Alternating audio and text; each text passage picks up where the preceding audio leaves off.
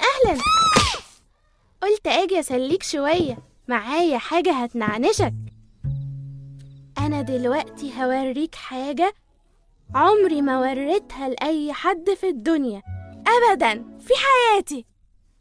لازم توعدني إنك ما تقولش لأي حد.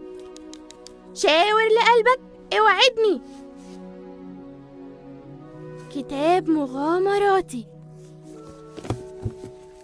انت عارفه، شارلي سمعان المستكشف. لما اكبر هتبقى رجلي على رجله.